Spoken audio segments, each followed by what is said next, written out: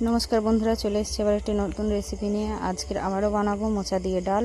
দেখো আমি একটা মোচা নিয়ে চলে এসেছি বাজার থেকে, সেটাকে ভালো করে বেছে নিচ্ছি সুন্দরভাবে। মোচার মধ্যে যে শক্ত অংশটি থাকে আর যে পেটের মতন খোলাটি থাকে, দুটো একসাথেই বেছে নিচ্ছি। বেছা হয়ে গেছে আমার। মোচাগুলোকে সুন্দর করে কেটে টুকরো টুকরো করে কেটে নিচ্ছি, আর এর সাথে দিয়ে দেব কয়েকটা আলু। দেখুন বন্ধুরা কত সুন্দর মোচাটি।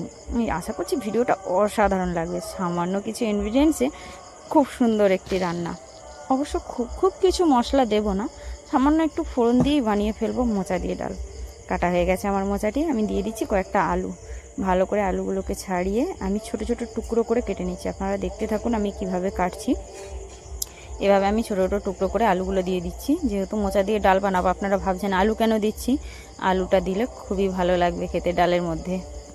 না হলে শুধু মোচাগুলো তো খোঁচা খোঁচা হয়ে থাকবে, মুখে লাগবে। আলুটা দিলে বেশ নরম কাদা কাদা হবে, খেতে খুবই ভালো লাগবে। আপনারা বাড়িতে এভাবে বানিয়ে খাবেন। মোচাগুলোকে ভালো করে ধুয়ে আমি সেদ্ধ দিয়ে দিয়েছি নুন হলুদ দিয়ে। ভালো করে একটু সেদ্ধ করে নিয়ে আমি ওটাকে জল ঝরাতে দিয়ে দিয়েছি। এপাশে দিয়ে দিচ্ছি আমি ডালের মধ্যে ডালের ফোড়নটি।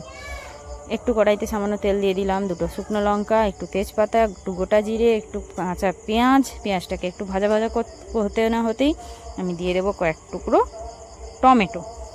একটা টমেটো আমি ভালো করে টুকরো টুকরো করে নিয়েছি, ওটা আমি দিয়ে দিচ্ছি। দিয়ে খুব বেশি ভালো করে ভাজবো না, সামান্য একটু ভেজে আমি ওর মধ্যে দিয়ে দেবো জল। আর আমি একটু পরিমাণ মতো নুন দিয়ে দিয়েছি। যদিও মোচা সেদ্ধর সময় নুন দিয়েছিলাম, যেহেতু ডাল হবে তো ডালের জন্য আমি কিছুটা নুন দিয়ে দিয়েছি। আপনারা চাইলে পরেও নুন দিতে পারেন, আমি আগে দিয়ে দিয়েছি, আপনারা পরে দিতে পারেন। দেখুন আমি আগে থেকে ধুয়ে মুসুর ডালটা রেখেছিলাম। আপনারা চাইলে মুগ ডালেরও করতে পারেন। আমি মুসুর ডালের বাড়িতে বানাচ্ছি। ভালো করে মুসুর ডালটাকে ধুয়ে রেখেছিলাম, সেটাকে দিয়ে দিয়েছি। দেখুন অর্ধেকটা সেদ্ধ হয়ে গেছে। এবার আমি ওর মধ্যে দিয়ে দেবো মোচা সেদ্ধ করে রাখা। যেহেতু অর্ধেক সেদ্ধ হয়ে গেছে, এবার আমি মোচাটা দিয়ে দেবো। বাদ বাকি যতটুকুনি সেদ্ধ হতে বাকি আছে ওটা হয়ে যাবে। দিয়ে আমি ভালো করে নাড়াচাড়া করে ঢাকা দিয়ে দিচ্ছি।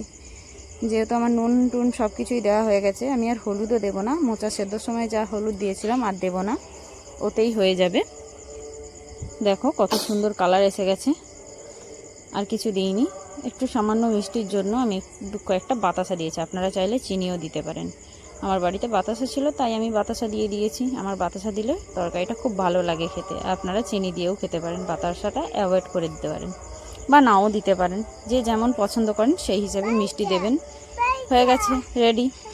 আপনারা বাড়িতে এভাবে বানিয়ে খেয়ে দেখবেন। অবশ্যই কমেন্ট করে জানাবেন কেমন হয়েছে। ভালো লাগলে লাইক কমেন্ট সাবস্ক্রাইব করে দেবেন।